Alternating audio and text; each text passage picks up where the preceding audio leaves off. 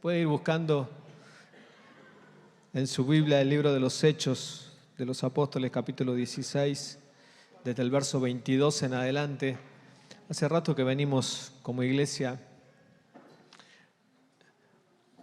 orando a Dios para que podamos despertar como congregaciones a entender de que necesitamos a Dios primero, que Dios sea el primero en absolutamente todo lo que hacemos, lo que vivimos, lo que decimos. Y poner a Dios primero implica muchas veces que las cosas no salgan como nos guste o no como esperábamos, pero Dios es el que ordena todo. Cuando Lucas recién cantaba de que Él es un Dios poderoso, aquellos que lo hemos vivido, experimentado, sabemos de que no es solamente una canción linda, sino que es una realidad que hemos vivido. Y saben que este texto de Hechos, capítulo 16, si lo puede buscar, véalo en su Biblia, en su aplicación, aunque este día estuvo complicado. Hubo algunos que, me alegra ver algunos que pudieron sobrevivir a estar sin WhatsApp un día y sin redes sociales, gracias.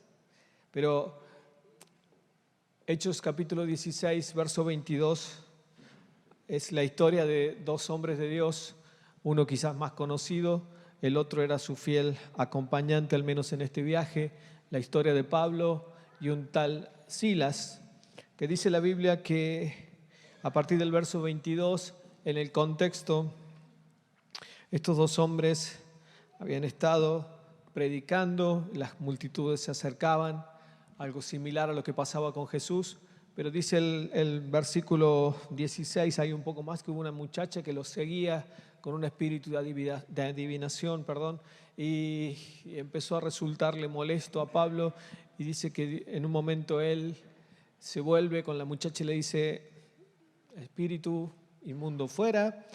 Y había gente que hacía negocio con lo que ocurría dentro de esta muchacha. Y dice la Biblia que a partir de ese momento aquellos hombres que ganaban dinero con el espíritu de adivinación de la muchacha comenzaron a perseguir a Pablo y a Silas, y toda la gente empezó a golpearlos y a maltratarlos hasta que llegamos a ese verso 22, donde finalmente ellos son puestos en la cárcel. Dice Hechos 16, verso 22, dice: entonces la multitud se amotinó contra Pablo y Silas, y los magistrados mandaron a que les arrancaran la ropa y los azotaran. Después de darles muchos golpes, dice esta versión, los echaron en la cárcel y ordenaron al carcelero que los custodiara con la mayor seguridad. Verso 24, al recibir tal orden, éste los metió en el calabozo interior y les sujetó los pies en el cepo. Verso 25, a eso de la medianoche, Pablo y Silas se pusieron a orar y a cantar himnos, cánticos a Dios. Y los otros presos los escuchaban. De repente se produjo un terremoto tan fuerte que la cárcel se estremeció hasta los cimientos. Al instante se abrieron todas las puertas y a los presos se les soltaron las cadenas. Verso 27 dice que el carcelero despertó y al ver las puertas de la cárcel de par en par abiertas, sacó la espada y estuvo a punto de matarse, porque pensaba que los presos se habían escapado, pero Pablo le gritó: no te hagas ningún daño, todos estamos aquí. El verso 29 dice: el carcelero pidió luz, entró precipitadamente y se echó temblando a los pies de Pablo y de Silas. Luego los sacó y les preguntó: señores, ¿qué tengo que hacer para ser salvo? Y el verso 31 dice: cree en el Señor Jesús, así tú y tu familia serán salvos, le contestaron. Termina diciendo el verso 32, luego les expusieron la palabra de Dios a él y a todos los demás que estaban en su casa. Y a esas horas de la noche el carcelero se los llevó y les lavó las heridas. Enseguida fueron bautizados él y toda su familia. Verso 34 dice que el carcelero los llevó a su casa, les sirvió comida y se alegró mucho junto con toda su familia por haber creído en Dios. Fíjense qué nochecita tuvieron los muchachos. Comenzaron a hacer aquello para lo cual habían sido llamados, y el hecho de que Dios nos use para algunas cuestiones, el hecho de que Dios hable a través de tu vida, el hecho de que Dios se digne de usarnos para bendecir a otros, no implica de que tengamos que enfrentar el desprecio, el maltrato, el rechazo. Creo que nadie ha recibido golpes por hacer lo que Dios nos está mandando a hacer. Pero fíjense que estos hombres, por hacer lo que Dios les estaba diciendo o por hacer lo que Dios les estaba pidiendo, terminaron en una cárcel. La historia dice que no solamente que ellos estuvieron en la cárcel, sino que los pusieron, imagínense, después de semejante paliza, en lo que en esa época era una cueva, un pozo de tierra donde se los echaba ahí, y estaban llenos de humedad, de orín y todo lo que había en una cárcel, con el cepo, con sus pies atados. Y algunos estudiosos dicen que era sobre una piedra, se los ponía y allí se ataban sus manos y quedaban en una posición totalmente desagradable, desnudos arriba de una roca. Sin embargo, aún en ese proceso por el cual fueron ellos atravesando, la Biblia dice que lo que sucedió esa noche termina con ese verso 34 en que toda una familia termina siendo salvo. Y aunque parezca una historia de cuentos o de ciencia ficción, eso que pasaba ahí adentro en la cárcel, en medio de la oscuridad, en medio del dolor, porque me imagino que sus heridas, cuando una cosa es que te pegue uno, salvo que sea uno más grandote, ¿no? Pero una multitud te pega, les debe haber dolido absolutamente todo. Sin embargo, esa noche empezaron a hacer lo que estábamos haciendo nosotros recién, con el pequeño detalle que la adoración de ellos comenzó a estremecer los cimientos. Y no sé ustedes, pero yo hoy no sentí eso, ¿no? Pero lo que sucedió esa noche ahí fue tan tremendo que hasta la cárcel, ustedes saben que los cimientos de las cárceles están preparadas para que la gente no se escape, ¿no? Imagínense cómo fue de poderosa la adoración y la oración de estos dos encadenados, que hasta las cárceles, que son un lugar para que nadie se escape, de pronto hizo que sus cadenas se rompieran. Imagínense cómo fue de poderoso lo que estaba ocurriendo allí a la noche. Pero saben que aún en medio de esas crisis, dice la Biblia en la segunda carta de Corintios, y esto lo dice el mismo Pablo, capítulo 4, verso 17, algo que él tenía muy en claro. Dice la segunda carta de Corintios 4, 17 y 18, dice: por nuestras dificultades actuales, otra versión dice esta leve tribulación momentánea que estamos atravesando, dice, son pequeñas y no durarán por mucho tiempo. Sin embargo, nos producen una gloria que durará para siempre y que es de mucho más peso que las dificultades. Y el verso 18 dice, así que no miramos las dificultades que ahora vemos, en cambio fijamos nuestra vista en cosas que no pueden verse. Pues las cosas que ahora podemos ver pronto se habrán ido, pero las cosas que no podemos ver permanecerán para siempre. ¿Cuántos dicen amén? Ahí apuntamos nuestra mirada. Y Pablo lo dice en una carta en la que ya había cobrado en más de una ocasión. Ya lo habían dado sus buenas palizas a Pablo. Sin embargo, él dice, esta leve tribulación momentánea que estamos atravesando, lo único que hace es producir mayor peso de gloria en cada uno de nosotros. Y saben que cada uno de nosotros venimos hablando hace tiempo, hace un par de domingos, de cómo atravesamos ustedes y yo las crisis con las que nos encontramos a diario. Algunos atraviesan crisis que son más duraderas que otras. Algunos quizás todavía las están atravesando o algunos tuvieron que atravesarlas. Pero todos hemos llegado a la conclusión de que en cada una de esas situaciones Dios estuvo con nosotros. ¿Cuántos dicen amén? ¿Cuántos han visto la mano de Dios aún en medio de una crisis? ¿Y cuántos esperan de que Dios siga en medio de las crisis que vendrán? Saben que es inevitable.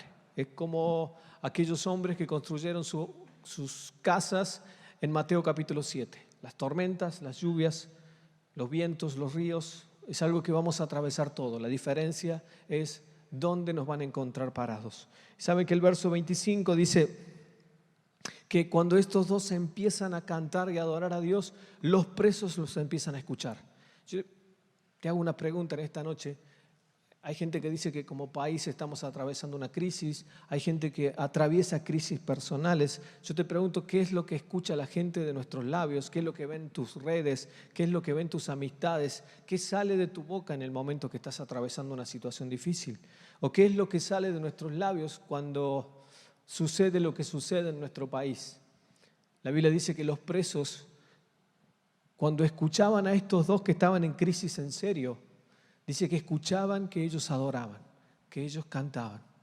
Hermano, mi hermana, nunca se nos olvide de que aun cuando estemos atravesando momentos difíciles, nuestra devoción para Dios debe ser permanente, porque no sabemos lo que Dios va a hacer en medio de nuestras crisis. Sabemos de que Él está trabajando, sabemos de que Él está haciendo algo. Y estés viviendo lo que estés viviendo, que tu devoción por Dios nunca cambie. Al margen de que si la situación pareciera que está próxima a resolverse o estés en lo más oscuro de la noche, aún dice la Biblia que ahí, en esa medianoche de dolor, ellos comenzaron a adorar. Yo no sé la canción que habrán cantado, no sé si habrán cantado la que cantamos hoy, no sé si habrán estado cantando Cuán grande es Él, no sé si habrán estado cantando algo de la época, en griego, en hebreo, no sé de qué manera adoraron.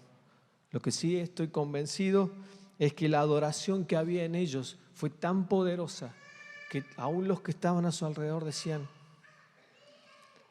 ¿qué están cantando estos? ¿Qué motivos tienen para cantar? Y fíjense que el verso 26 dice que de repente hubo un gran terremoto y la cárcel se sacudió hasta los cimientos. Queridos, cuando nuestra devoción y nuestra fe están intactas, no hay cadena que nos pueda sujetar. No hay opresión que pueda ser más fuerte. No hay diablo que se resista a un corazón que busca a Dios. Y si ustedes me preguntan cuál es la fórmula, esos dos la tenían ahí. No es qué canción cantemos o qué tipo de oración hagamos. Es nuestra fe intacta en el Dios soberano del universo el que hace que las cosas sobrenaturales acontezcan. Yo no sé si estás en la mejor etapa de tu vida, estás en la peor o estás en medio de esas crisis que querés por fin dejar de atravesar. Pero aún en la etapa en la que estés, no te olvides que Dios es el Dios que tiene que estar en primer lugar. Cuando Dios está primero, todo lo demás se va encaminando. Y saben que aun cuando la desesperación de los demás presos, porque me imagino que tampoco ellos estaban disfrutando la situación, empiezan a escuchar que estos locos cantan y cantan y cantan. Obviamente que se empiezan a preguntar qué es lo que hay, qué los hace diferentes, pero la respuesta siempre viene de parte de Dios. Y no por casualidad dice que el carcelero cuando ve y escucha que las puertas se abren, que las cadenas se caen, que los cimientos, quiso agarrar la espada y se quiso matar. Hay mucha gente que literalmente se está queriendo matar. Hay mucha gente que está pasando por momentos de muerte, de dolor, de inseguridad, que ya no encuentra respuestas. La respuesta estaba en esos dos que estaban clamando a Dios ahí. Cuando hay alguno que se esté por matar o que se quiera matar, nunca te olvides que vos tenés la respuesta para ese. Empezá a adorar a Dios y te vas a dar cuenta que aún en la adversidad, aquel que está pasando un proceso difícil te va a buscar a vos. Lo primero que hizo el carcelero dice que fue y lo buscó a Pablo y lo buscó a Silas, los locos que estaban cantando. Atravieses la situación que atravieses, aunque quieras tomar una decisión difícil en tu vida, nunca te olvides que buscar a Dios primeramente hace de que todo lo demás sea una añadidura. Como alguien dijo por ahí, Dios está. Y Dios es el mayor interesado en que ustedes y yo podamos encontrarlos. Y saben que es tan increíble el texto que esa noche lo primero que hicieron los presos que estaban allí no fue salir huyendo, porque sabían que lo que había acontecido tenía que ver con esos dos locos que estaban cantando en el fondo. Y cuando los que estaban escuchándolos vieron a Pablo y a Silas ahí diciendo, nadie se va, esto es obra de Dios, el carcelero ve a todos los presos, empieza a contarlos y dice, están todos, no falta nadie. ¿Qué es lo que tengo que hacer para ser salvo? Y automáticamente él le dice, cree en el Señor Jesucristo. Y por primera vez dice una frase que después no la volvemos a leer en la Biblia. Dice, cree en el Señor Jesucristo y serás salvo tú y toda tu casa. Seguramente cuando se levantaron a la mañana Pablo y Silas en oración, Dios les habrá revelado algo que iba a acontecer en ese día. Ahora, seguramente nunca se imaginaron que para que acontezca lo que aconteció en el versículo 34, previamente hubo palizas, hubo golpes, hubo cárceles y todo lo que atravesaron. Pero finalmente pudieron ver que una familia entera llegó a los pies de Cristo. Te repito, las crisis no son solamente para que las suframos y estemos adoloridos. Dios se glorifica aún en medio de nuestras crisis. Cuando ponemos a Dios primero y cuando nuestra adoración y nuestra devoción permanece fiel aún en los momentos difíciles, yo no sé lo que Dios puede llegar a hacer. Es increíble, pero dice la Biblia que cuando estos hombres, después de haber recibido semejante paliza, dice que el mismo carcelero se los lleva a la casa, todo a la noche, ¿eh? La Biblia dice que todo pasa en esa misma noche. Se los lleva a la casa, les da de comer lo mejor, les lavan las heridas, lo que demuestra que cuando les habían pegado sus flores de palizas, todavía estaban ensangrentados adorando a Dios. Dice que se los llevan a la casa, los curan, les dan todo lo que ellos necesitan. En medio de la noche, no sé dónde, pero dice que los bautizaron. Así que deben haber llenado algo con agua ahí y metieron de cabeza a toda la familia, los lavaron, comieron, bautizaron, les predicaron y volvieron de nuevo para la cárcel. Todo eso aconteció en esa noche. Ahora, si Pablo y Silas hubieran flaqueado en su fe, si esa noche no hubiera habido intercesión, si esa noche no hubiera habido adoración, si esa noche no hubiera habido cantos delante de Dios, yo no sé cómo terminaba esa familia. Déjame decirte algo, cuando tu devoción y tu fe está intacta, Dios es el que se mueve aún en tus crisis y termina afectando no solamente tu vida, sino la vida de los que te rodean. Yo no sé, por eso repito, qué es lo que estás atravesando, pero si tu fe sigue intacta, Dios va a trabajar no solo en tu vida, sino en la vida de los que te rodean.